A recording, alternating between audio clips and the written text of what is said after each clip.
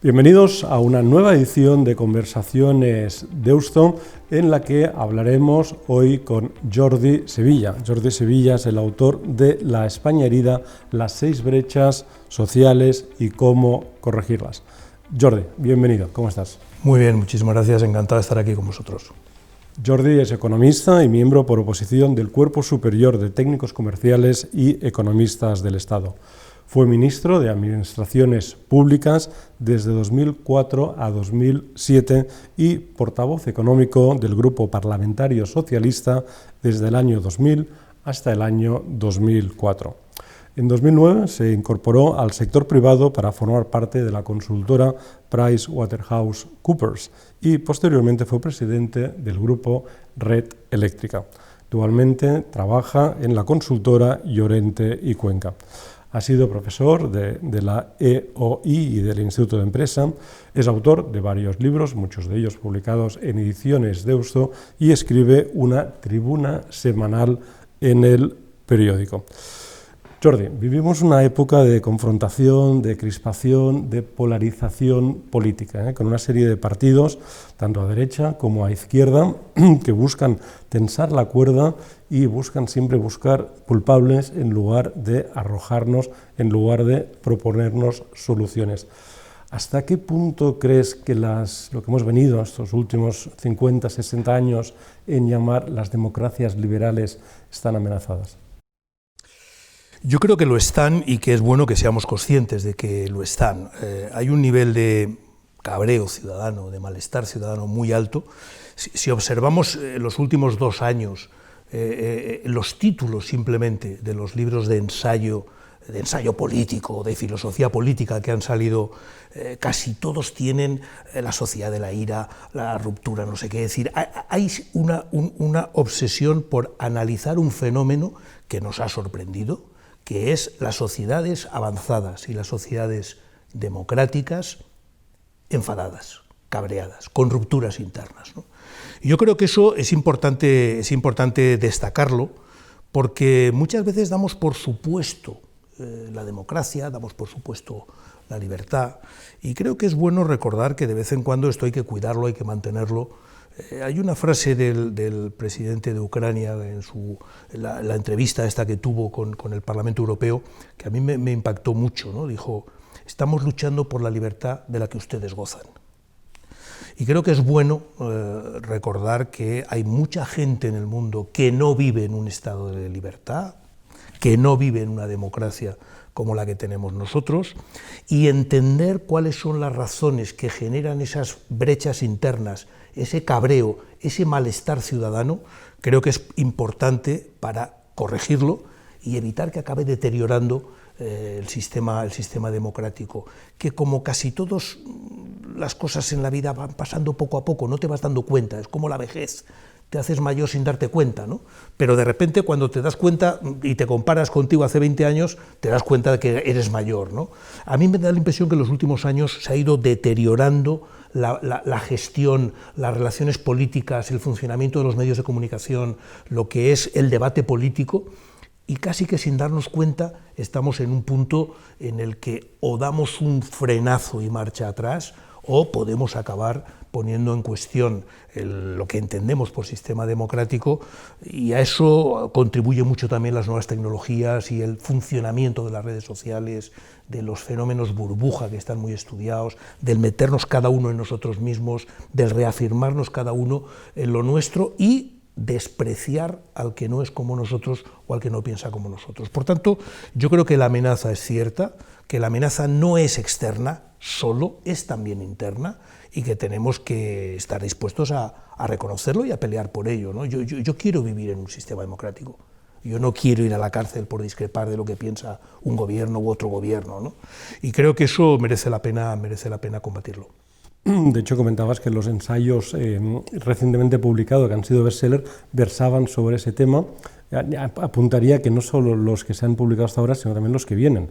El nuevo libro de Fukuyama va precisamente en esta línea, en qué hemos hecho mal las democracias liberales y qué tenemos que hacer para mantenerlas. Es que además en su caso, claro, él fue el delfín de la historia, ¿no? Es decir, él fue el que dio la interpretación cuando cae el comunismo, Él fue el que dio la interpretación de el capitalismo y la democracia han triunfado en el mundo. Punto, ya está. A partir de aquí vamos a vivir, es el fin de la historia como él la entendía, porque ya todos vamos a vivir en países capitalistas y en países democráticos.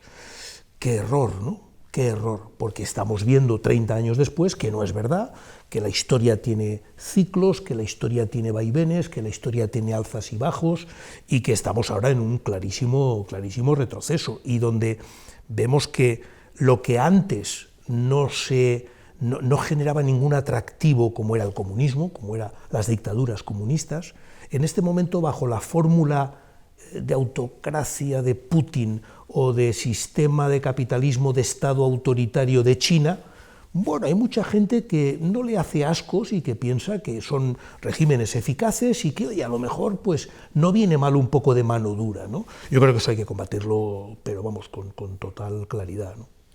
Oye, y en cuanto a España, en cuanto a nuestro país, ¿cómo nos afecta ese movimiento global, ¿no? de amenaza de las democracias liberales? Hemos roto el consenso constitucional, ese consenso que nos ha permitido durante 40 años largos disfrutar de un progreso creciente durante estos años de libertades, máximas libertades. ¿Hasta qué punto ese consenso constitucional se está resquebrajando? Yo creo que se ha resquebrajado y creo que ese ha sido uno de nuestros grandes errores, ¿no? Es decir, que esa política de la confrontación, esa política basada mucho más en movilizar pasiones que argumentos y la razón, en calentar a la gente, en buscar culpables, como tú decías antes, que soluciones, es un sistema que se ha ido reforzando a caballo de las nuevas tecnologías. Repito, creo que ahí hay una parte importante de responsabilidad. Las fake news han existido toda la vida, pero la pujanza que tienen ahora, la dimensión, el alcance que tienen ahora, pues posiblemente no lo habíamos visto nunca en la historia. Esa idea de que los que estamos en redes sociales, de todo el mundo piensa como yo, no, todo el mundo, que el algoritmo te vincula a ti. Los demás es que no te enteras que existen, ¿no? Y este es el punto clave, ¿no? Yo creo que la esencia de la sociedad es, lo digo en el libro, ¿qué haces con quien no es como tú? Quien no piensa como tú, quien no tiene tu color de piel, quien no tiene tus creencias religiosas, quien no es de tu sexo, ¿qué haces con él? La respuesta a esa pregunta determina cómo quieres vivir. Puedes meterlo en la cárcel, puedes expulsarlo, puedes guerrear y batallar contra él, puedes meterlo en un gueto, o puedes sentarte, hablar, negociar, pactar y gestionar las diferencias de manera conjunta. Esto es la democracia. Y esto exige establecer normas y reglas al menos a 3 niveles. Uno, hay un nivel básico en el que todos estamos de acuerdo, porque eso es lo que constituye la sociedad. Estamos de acuerdo en que somos nosotros, que quiénes somos los que constituimos la sociedad, la fraternidad de la Revolución Francesa, y cómo nos regimos, cuáles son los regímenes, los sistemas fundamentales, las reglas fundamentales que nos rigen. Libertad, igualdad, fraternidad, principio, diferencia, también lo explico en el libro, ¿no? Y eso es consensuado. Y luego a partir de ahí tenemos cosas en las que no estamos de acuerdo, pero debemos de ponernos de acuerdo, que no significa que yo renuncie a mis ideas y tú a las tuyas, no, significa que pactamos y negociamos porque hay cosas en las que tenemos que seguir poniéndonos de acuerdo si queremos seguir viviendo juntos. Y luego hay cosas en las que discrepamos y ahí ya funcionan las reglas de la democracia, ¿no? Yo creo que ese juego a 3 niveles es el que se está rompiendo en todas las sociedades democráticas en este momento. El cómo mueren las democracias, un libro también muy de referencia, lo desarrolla en ese sentido. Estás perdiendo la capacidad de reconocer al otro su legitimidad a ser distinto a ti, a pensar distinto a ti, y por tanto estás perdiendo la capacidad y la necesidad de ponerte de acuerdo en lo que te tengas que poner de acuerdo, ¿no? Yo creo que eso que es lo que nos permitió salir de la dictadura en España. En España la transición se hizo con 2 principios muy claros que tenía la inmensa mayoría de la clase política de entonces y de los ciudadanos. Yo voté la Constitución, que era no queremos volver atrás y queremos ser como los europeos. Y con esos 2 principios se constituye la democracia. Tenemos que ponernos de acuerdo para no volver atrás y para ser como los europeos, ¿no? Yo creo que eso, que fue un gran avance, posiblemente en 200 años es la primera vez que se consigue en la historia de España, lo hemos ido perdiendo con el paso del tiempo y hemos ido acabando confundiendo las diferencias políticas normales que responden a diferencias de intereses o de principios o de ideologías, lo hemos llevado a un límite tal que, como digo, ahora tienes una confrontación en la que deslegitimas al adversario, lo conviertes en enemigo. Y yo creo que eso está pasando en España también y ese es un grave peligro. Comentabas ahora mismo los orígenes, ¿no?, de estas brechas. Hablemos de las 6 brechas que analizas en el libro. En el libro hablas de 6 brechas, explicas cuál es la brecha, el porqué y sobre todo propones una solución. La primera gran brecha es entre ricos y pobres. Esto, si me permites, Roger, antes de entrar en cada una de ellas, la idea, ¿no? La idea es que se han producido una serie de acontecimientos a nivel internacional.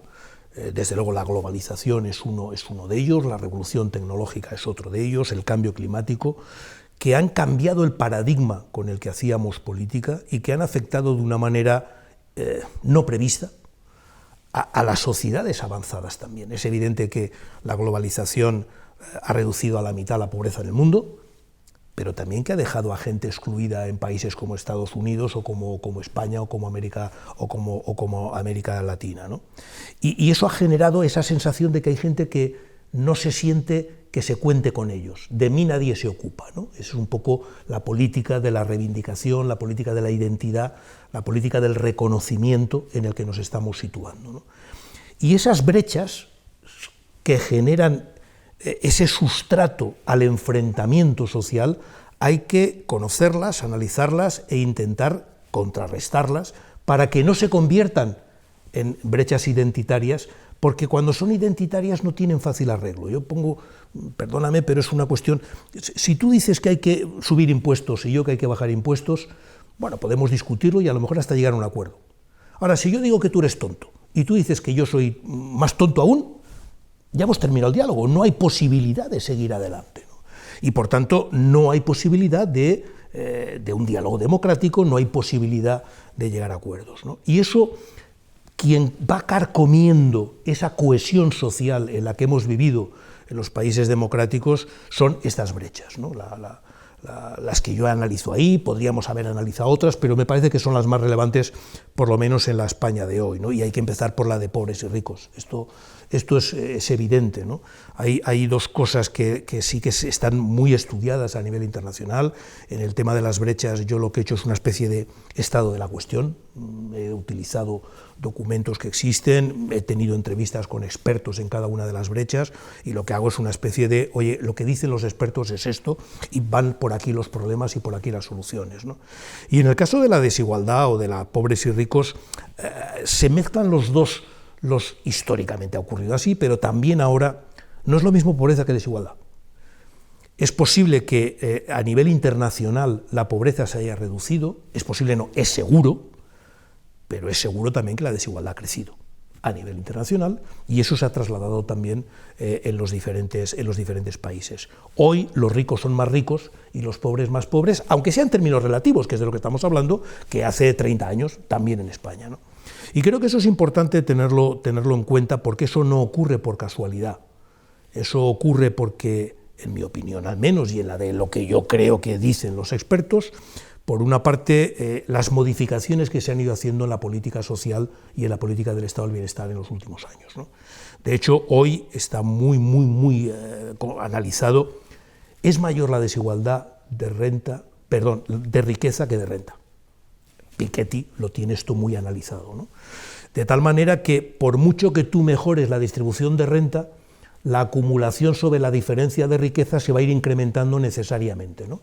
En parte esto tiene la explicación de que una parte de la riqueza es riqueza financiera, activos financieros que han ido revalorizándose mucho, o activos inmobiliarios que también tienden a revalorizarse, y por mucho que tú corras subiendo y mejorando tu salario, nunca vas a alcanzar al otro, ¿no? Bueno, pero si eso nos preocupa, pues arbitremos políticas que permitan consensuar, de manera consensuada, evitar ese agravamiento de las desigualdades, ¿no?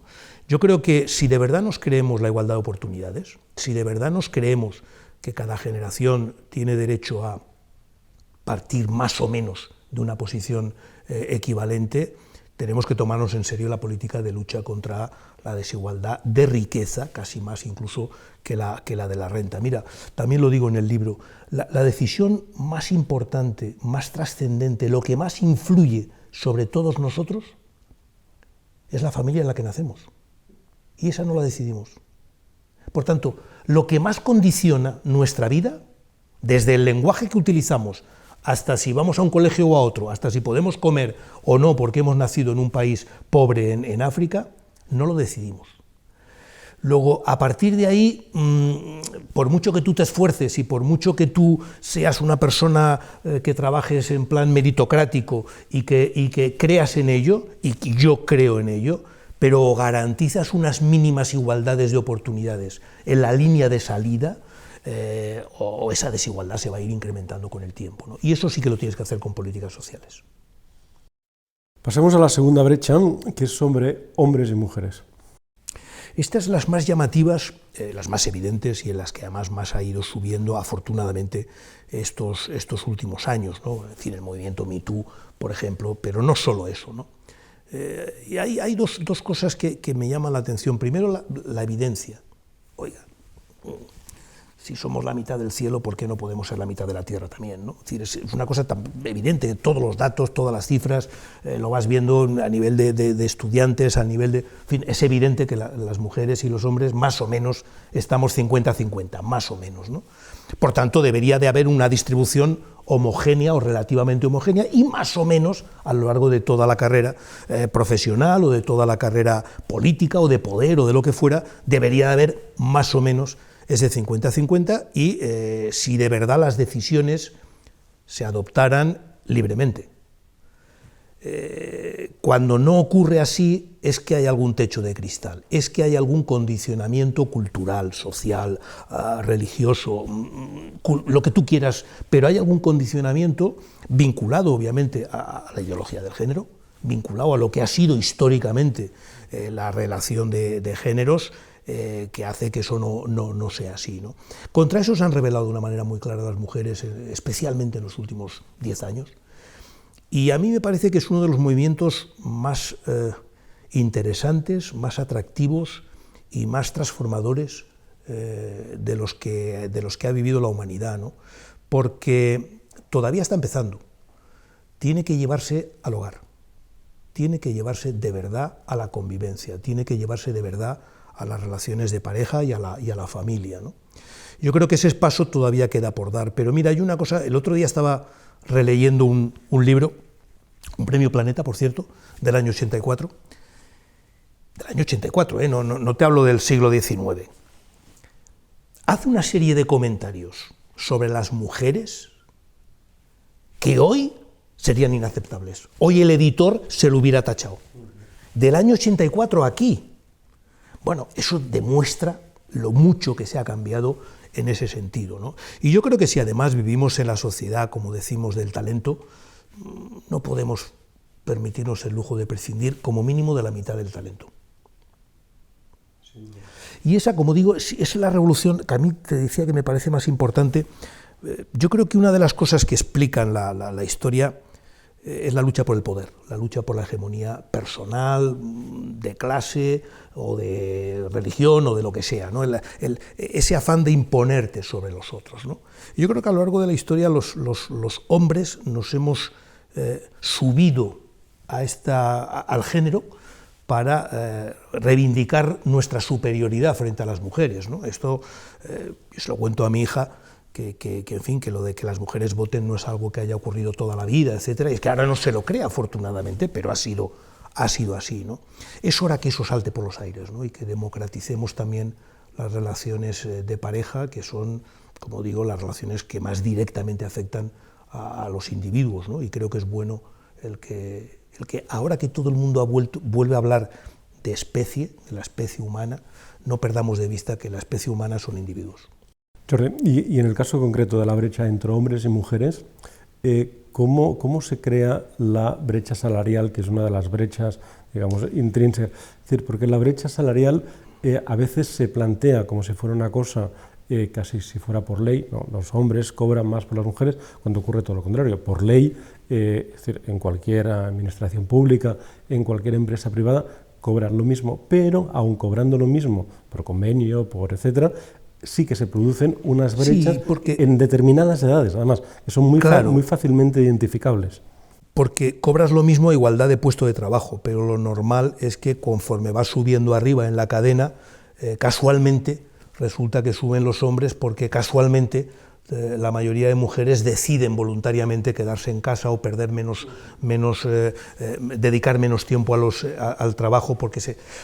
Yo siempre digo que si eso fueran decisiones libres, en términos estadísticos habría los mismos hombres que mujeres que tomarían esa decisión y decidiría también muchos hombres decir, bueno, es que yo prefiero quedarme en casa cuidando a mis hijos que promocionar en el trabajo, ¿no? Cuando eso no ocurre y está muy identificado con el género, es evidente que está vinculado a cuestiones culturales, ¿no? Entonces yo creo que eso es importante, por eso yo sí que creo que al menos de manera transitoria las cuotas hay que defenderlas. Es decir, de cuando se empezó a hablar en España de un mínimo de porcentaje de mujeres en consejos de administración o en equipos directivos de las grandes empresas, todavía no estamos ahí, pero sin ello, sin esas cuotas, sería mucho más difícil que se produjera esa capacidad de promocionar a las mujeres, ¿no?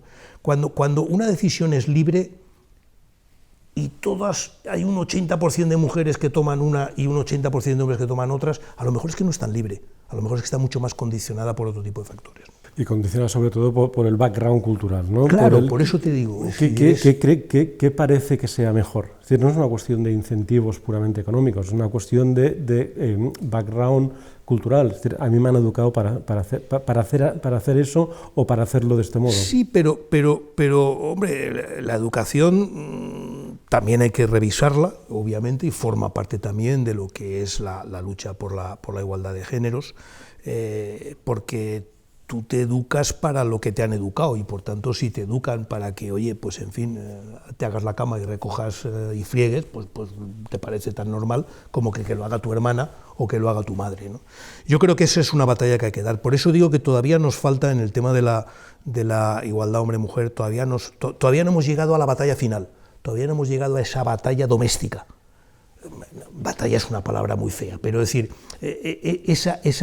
dar esa igualdad de verdad en la familia, que no quiere decir que todos hagan lo mismo, pero que sí que haya un reparto equitativo y no en función de que uno tenga un género o responda a un género u otro, ¿no? Jordi, sigamos con las brechas. La tercera es entre jóvenes y mayores. A mí esa me parece que, especialmente en el caso de España, estamos viviendo, es una de las que más me preocupa, ¿no? Porque casi que sin darnos cuenta, yo creo que estamos corriendo el riesgo de machacar a una generación, así de claro lo digo. Yo pongo muchas veces una cita. En mayo del 68, los jóvenes que se manifestaban porque no querían vivir como sus padres. Ahora los jóvenes se manifiestan porque no quieren vivir peor que sus padres. Fíjate lo que ha cambiado la perspectiva y las proyecciones que cada una de las generaciones tiene y tenía respecto al futuro, ¿no? Yo creo que sí que hay una cierta conciencia de que, al menos en términos materiales, es verdad que en otros no. En el caso de España, mis hijos tienen una cantidad de derechos reconocidos que yo no tenía cuando tenía su edad. Y eso no se lo va a quitar nadie, en fin, salvo que yendo al primer punto pongamos de verdad en riesgo la democracia, ¿no? Pero en cuanto a posibilidades materiales, a mejoras materiales, creo que todo el mundo tiene asumido que no van a vivir mejor, como mucho van a vivir igual, ¿no? Y eso genera una cierta frustración, porque les hemos metido mucho la idea de que hay que esforzarse, hay que trabajar, hay que formarse, hay que saber inglés, hay que tener no sé cuántas carreras, etcétera. Joder, y es que luego los contratamos de becarios por 800 euros, es que claro, y además ya les estamos diciendo que además no te emociones porque tampoco es seguro que cobres la pensión, y además el acceso al piso, olvídate, porque esto de tener un piso, entonces claro, les estamos colocando en unas condiciones que a mí lo que me sorprende es que no tengamos mayor rebelión por parte de la juventud, ¿no? Pero ahí sí que hay un factor diferencial en España. Ahí sí que estamos peor en España que en otros países, por razones medibles, por métricas muy medibles. La edad media de emancipación es mucho más tarde, la edad media de acceso a un piso es mucho más tarde, la edad media de acceso a un empleo estable es mucho más tarde, etcétera, etcétera, ¿no? Y ahí estamos generando una generación en la que le estamos acostumbrando a que no tengan perspectivas. Y a mí eso me parece letal.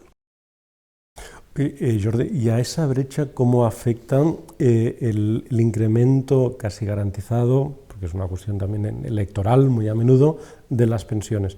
Es decir, ¿es legítimo incrementar el IPC de las pensiones cuando esto supone que los pensionistas cobran una cantidad que a veces es mucho mayor que la que cobra un joven de 25, 30 años, que como decías, ¿no? Pues un becario... Con mucha frecuencia es así, sí.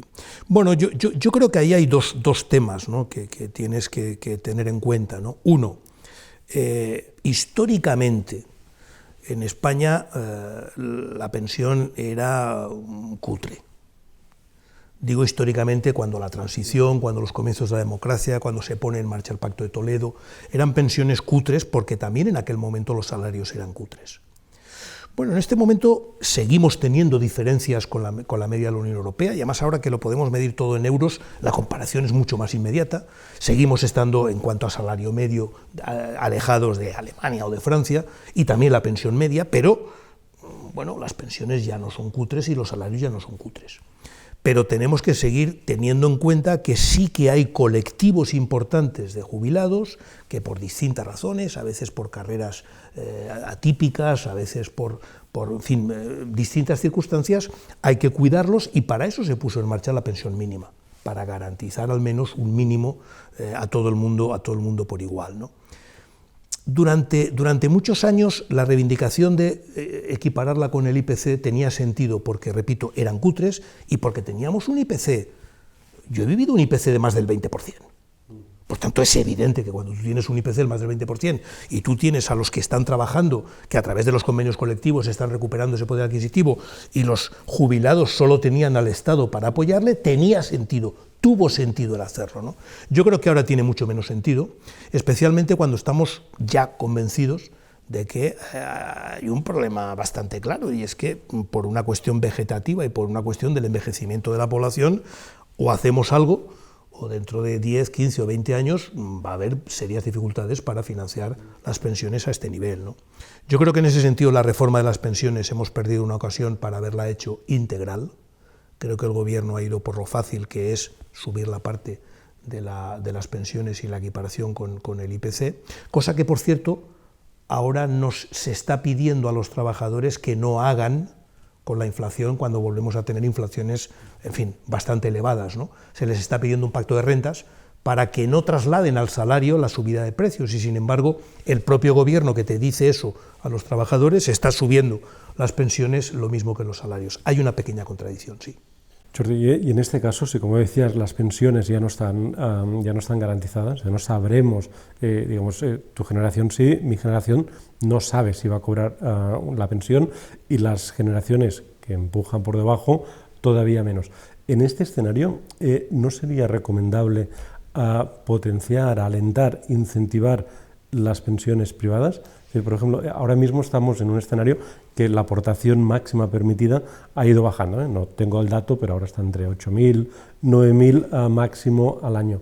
¿No sería no solo necesario incentivarlas de modo que pudieras hacer una aportación mayor, sino incluso, como se ha hecho en otros países, plantearse la obligatoriedad de una pensión privada? Yo creo que sí, pero yo no empezaría por ahí, porque es evidente que eso, bueno, pues el que tiene más renta puede ahorrar más y puede tener una pensión más elevada, ¿no? Yo creo que ahí hay un problema que también es de origen, ¿no? Nosotros tenemos un sistema de pensiones, digamos, muy generoso. ¿Qué quiere decir muy generoso? Que en relación con lo que uno ha pagado, cobra mucho. Esto va a cabrear a todos los pensionistas que me escuchen, pero es verdad, aunque se cabreen, es verdad. Comparado con Alemania, comparado con Francia, comparado con Italia, con Inglaterra, la generosidad en ese sentido de nuestro sistema de pensiones, que se explica históricamente por la cutrez de los salarios y por tanto tenía un nivel de prima muy elevado, es decir, la diferencia entre la primera pensión y el último salario es muy alta en España, eso hay que corregirlo. Eso hay que corregirlo. Conforme los salarios suben y las pensiones suben, esa relación se ha de corregir, porque entre otras cuestiones es lo que está impidiendo que se despegue en España los fondos de empresa, los fondos de pensiones de empresa. Nosotros lo tenemos regulado, los fondos de pensiones de empresa, desde los años 80. Y todo el mundo dice, ¿por qué en España no triunfan y en otros países sí? Porque es que es mucho más rentable meter un euro en tu sistema normal que en un sistema de empleo o incluso en un sistema privado. Es mucho más rentable. Claro, si has llegado al tope en tu sistema público, quien puede ir al privado es un privilegiado. Por tanto, yo prefiero primero arreglar el público y luego ir a un modelo, que esto está muy previsto también, yo creo que tendríamos que ir a un modelo de los 3 niveles, ¿no? Es decir, hay un nivel básico de pensión garantizado para todo el mundo. Esto no quiere decir una pensión mínima, no quiere decir una pensión cutre, podemos discutir dónde llega. Luego tú tienes la pensión del trabajador, la pensión vinculada a tu cotización, y luego tienes las privadas que puedas llevar por su cuenta, ¿no? Yo creo que ese nivel, esos 3 niveles de pensión, y que además se pueden financiar de manera distinta, yo creo cada vez más que esa pensión mínima se ha de financiar con cargo al sistema general de impuestos. En España tenemos una normalidad, y es que tenemos 2 sistemas impositivos casi del mismo tamaño. Si tú ves los presupuestos de la Seguridad Social y los presupuestos generales del Estado, casi que tienen la misma importancia, y las cotizaciones sociales es un impuesto, nos pongamos como nos pongamos. Creo que tender a unificar esos dos regímenes tendría bastante lógica. Pasemos a la cuarta brecha, que también nos afecta de lleno, que es la brecha entre mundo urbano y mundo rural. Sí, eso también se ha puesto ahora muy desde hace ya algún tiempo, ¿no? Y el debate sobre la España vacía y la España vaciada, ¿no? Yo creo que, de nuevo ahí, si queremos que la gente no se sienta forzada a tomar una decisión de vivir en un sitio o en otro, sino que la pueda elegir libremente, tenemos como mínimo que equiparar las condiciones. Vuelvo al planteamiento que he hecho antes de la igualdad de oportunidades, ¿no? Si tú tienes que poder elegir, oye, yo es que prefiero vivir en el pueblo o quiero vivir en la capital, no puede ser que eso lleve aparejado una serie de consecuencias que te afectan a tu sanidad, que te afectan a tu educación, que te afectan a una serie de cosas fundamentales para la persona, o a que no tengas wifi, por irlo más concreto, ¿no? Yo creo que garantizar ese mínimo es importante. En los últimos años, como siempre, se nos ha ido un poco la presión hacia las ciudades, y en este momento el crecimiento de las ciudades a nivel mundial es muy llamativo. De hecho, hay mucha gente que dice, no, cuando decimos el crecimiento del PIB mundial, el crecimiento del PIB mundial es el crecimiento de las 15 o 20 grandes ciudades del mundo, que son las que están arrastrando y las que están tirando del PIB de los países y, por tanto, del PIB mundial. Y es un modelo que se nos ha ido porque, claro, no es decir, la ciudad tiene una lógica y tiene una razón de ser, ¿no? Entre otras cuestiones, puedes cambiar, como se decía, puedes cambiar de trabajo sin cambiar de residencia, ¿no? Te permite muchas cosas, economías de escala, etcétera, etcétera. Pero, hombre, una ciudad de 20 millones de habitantes a lo mejor ya se nos ha ido un poco de la mano, ¿no? Pero creo que eso, de nuevo, no hay que abordarlo desde la confrontación, sino desde la búsqueda de una igualdad de acceso, de igualdad de oportunidades, y que, oye, si tú quieres vivir en un sitio o quieres vivir en otro, que puedas hacerlo, y que por lo tanto sea de verdad una decisión libre. Eso en España no lo hemos visto en mucho tiempo, ¿eh? En España toda la inmigración que se produce después de la guerra civil, en los primeros comienzos de la industrialización, toda la inmigración que se produce a Madrid, a Barcelona, a Bilbao, a Valencia, no es voluntaria, les mueve el hambre, ¿no? Y no me gustaría a mí ahora que fomentáramos también por necesidad, aunque sea necesidad de tranquilidad o necesidad de menos agobios, o necesidad, como se puso con lo del COVID, de mayor seguridad, el forzarnos ahora a volver al campo, ¿no? Creo que deberíamos de buscar modelos en los que sea tan digno y con las mismas posibilidades y las mismas oportunidades vivir en un lado que en otro. Jordi, la quinta brecha es entre turbocapitalismo y retrocapitalismo. Sí, esa es una obsesión mía. Yo le he dado muchas vueltas a por qué en España hacemos determinadas cosas en política económica que las digamos como las digamos, las hace un gobierno y las hace otro gobierno de partidos distintos, ¿no? Y por qué tenemos determinada estructura del mercado laboral o por qué tenemos determinada estructura de incentivos. Y creo que hemos ido solapando dos modelos económicos en uno, ¿no? Que no son los que existían hace también 40 o 50 años, entre la España periférica, donde las dos Españas económicas que decía Perpiñán Grau, sino que son dos modelos que se vinculan mucho con el tamaño de la empresa. El tamaño de la empresa tiene mucho que ver con la productividad, tiene mucho que ver con la innovación, tiene mucho que ver con la estabilidad laboral, tiene mucho que ver con la formación laboral, tiene mucho que ver con la retribución a los trabajadores, tiene mucho que ver con muchas cosas. No solamente es lo grande y lo pequeño, ¿no? Y creo que en España hemos fomentado mucho, quizá también por las áreas de especialización, lo han permitido, el turismo, el comercio, bares y cafeterías, lo permiten más que una fábrica de coches, pequeño tamaño y el emprendimiento, que está muy bien, pero yo creo que tenemos demasiados buenos negocios y malas empresas. Creo que no hemos valorado suficientemente bien la importancia de un buen empresario al frente de una empresa, aunque sea una empresa de 5 trabajadores, ¿no?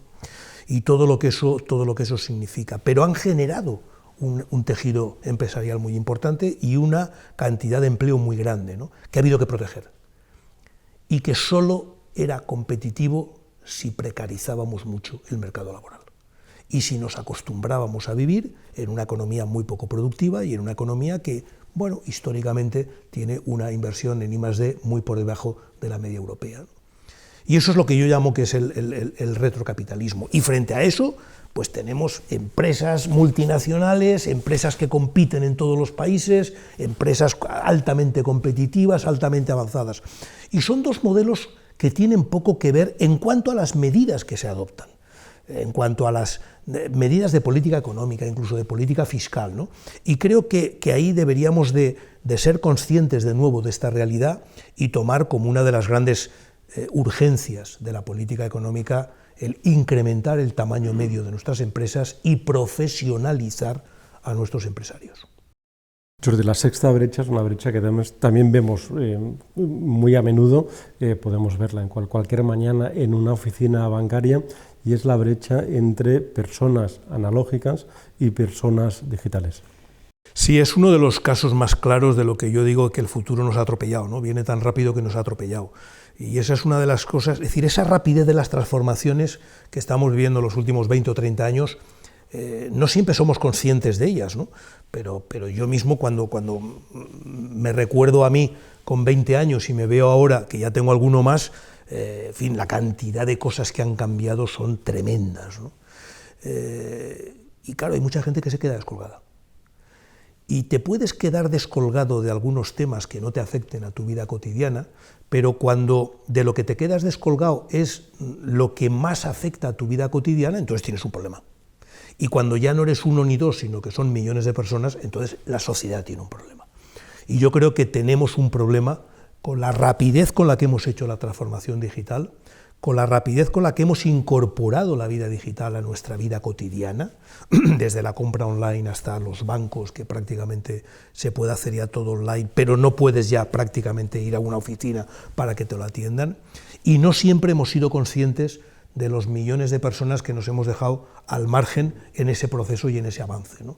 Yo creo que eso exige, por una parte, incentivar más lo que es la educación digital, incentivar más para lo que sirve la digitalización. Hay muchas empresas que creen que es tener una página web. Bueno, pues está muy bien tener una página web, pero desde luego eso no es digitalizar una empresa, ¿no? Pero luego tienes que ser consciente que no solo has de digitalizar la empresa, has de digitalizar a los clientes, y has de digitalizar a los trabajadores, y has de digitalizar a los proveedores, y has de digitalizar a todo el mundo, ¿no? Y eso a nivel de la sociedad se ve muy claro en el tema generacional, lo hemos visto con el tema de los mayores y la banca, pero no solo ahí es donde ese problema. Lo hemos visto durante la pandemia, que nos hemos visto obligados todos a hacer muchas gestiones online, y de repente nos hemos dado cuenta de dos cosas. Una, que las administraciones y muchas empresas no estaban preparadas para esto y se han colapsado, literalmente se han colapsado. y dos, que muchos ciudadanos tampoco estaban preparados para ellos, aunque tuvieran ordenador y tuvieran wifi, que muchos no lo tienen, pero aunque lo tuvieran, no tienen la expertise suficiente como para abordar una cuestión por vía telemática, ¿no? Y creo que eso, si queremos huir de las dualidades, de las confrontaciones y de las brechas, hay que también ponerlo encima de la consideración pública, ¿no? Claro, y aparte el problema es que la tecnología siempre va más rápido siempre que lo que va, digamos, el usuario, ¿no? El problema es que esa brecha se puede ir ampliando. Por ejemplo, ¿no? Ahora está a punto de salir, de hecho ya está aquí, ¿no? Pero lo veremos dentro de poco, a la vuelta del verano, la llegada del metaverso, ¿eh? Ahora todas las empresas están invirtiendo ingentes cantidades de dinero en el metaverso. ¿Qué quiere decir el metaverso? Pues cuando querramos comprar un billete de avión, ya no lo compraremos en una página web como ahora, sino que estaremos dentro de un avión virtual, pero compraremos el billete y así nos podremos asegurar de exactamente cómo es el avión, ¿no? O cuando queramos comprar un coche dentro de 2 días, pues lo compraremos dentro de un coche para que podamos tocar todo y casi, digamos, diseñarlo nosotros mismos, ¿no?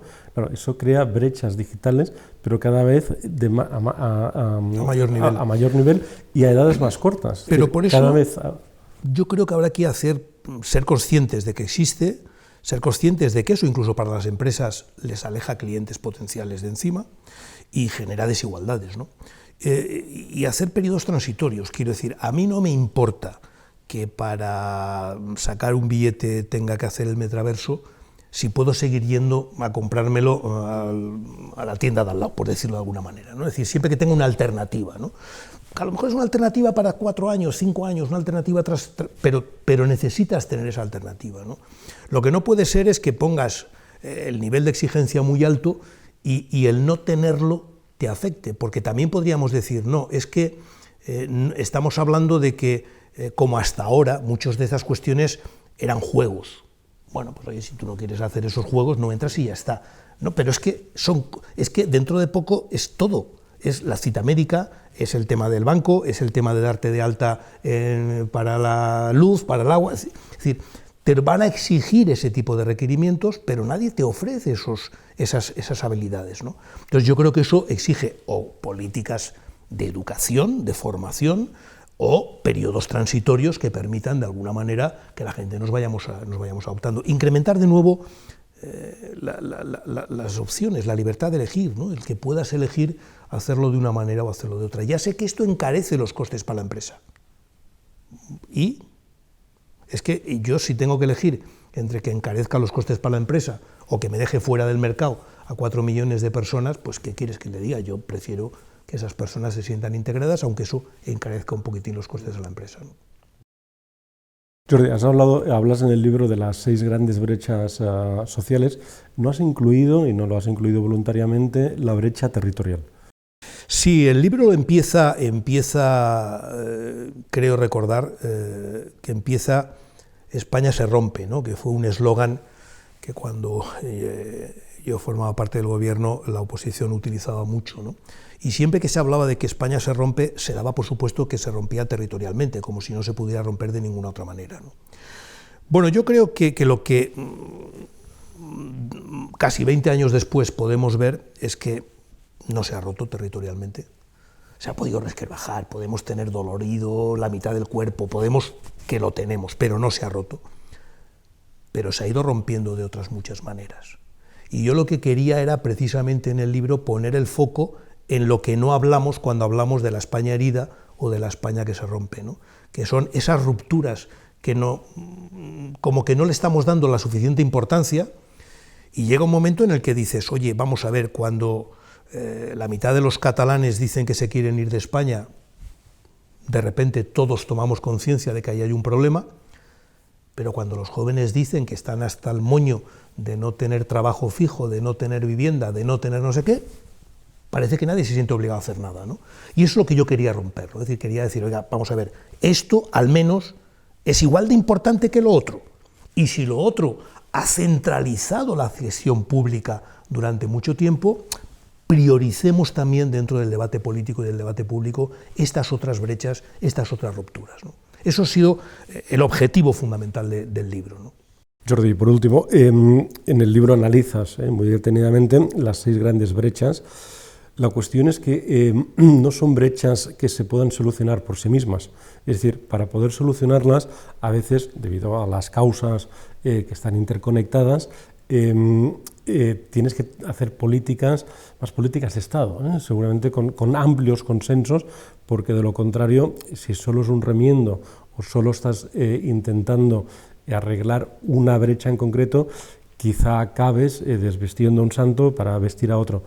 ¿Cómo en ese contexto actual de politización política y en el que el gobierno, por ejemplo, básicamente está gobernando por decreto ley, o sea, no hay debate parlamentario, o el Parlamento ya no es la casa donde se alcanzaban los grandes pactos de Estado, el Pacto de Toledo, etcétera, etcétera, el Pacto Antiterrorista?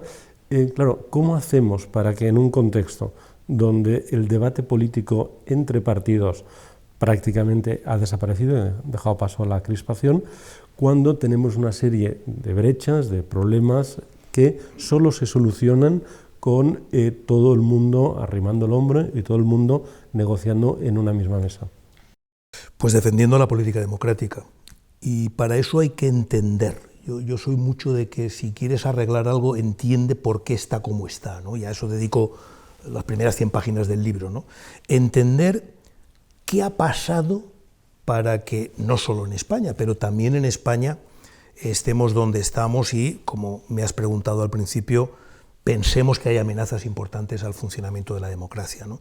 Y yo creo que eso, en parte, es porque hemos abandonado la razón y nos hemos dejado guiar por la pasión, por las emociones. Creo que ese es un punto, desde luego en el libro lo desarrollo mucho, creo que además eso ayuda a explicar muchas cosas, porque es evidente que los seres humanos somos Jano en ese sentido, tenemos las dos caras, tenemos pasiones, tenemos emociones y tenemos razón, ¿no?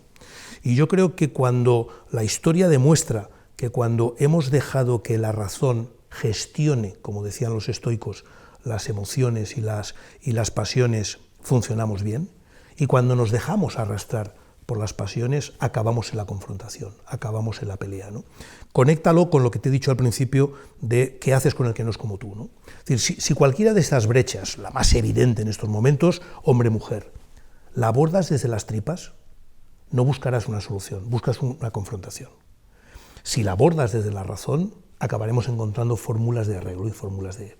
Lo que hemos visto, repito, no solo en España, es que la política se ha ido pasionalizando cada vez más. Pasionalizando quiere decir que se ha dado fuerza a la identidad, a valores identitarios, ¿no? Que están ahí, que tienen que estar ahí, que yo no estoy en contra de ellos, estoy en contra de que estén al mando. Estoy en contra de que estén al mando, ¿no? Porque entonces ya empezamos con la España y la anti-España, tú no eres español porque no opinas lo mismo que yo, ya vamos a una política de confrontación. Creo que hay que hacer primar otra vez la razón, que hay que hacer primar la política democrática y volver a ese planteamiento de, en estos asuntos, aunque no pensemos igual, nos tenemos que poner de acuerdo. Y creo que eso hay que movilizar a la sociedad. Yo creo que los políticos hacen lo que creen que la gente quiere. Y por tanto es muy fácil criticar a los políticos. Yo creo que hay que empezar a ayudarles. Y a lo mejor parte de esa ayuda es empezar a pedirles que hagan cosas sensatas. Estupendo, Jordi, pues muchísimas gracias por este ratito, muchísimas gracias por haber escrito el libro La España herida y muchísimas gracias, por supuesto, por haberlo publicado, como siempre, en Ediciones Deusto. Pues gracias a vosotros, espero que a todo el mundo le guste.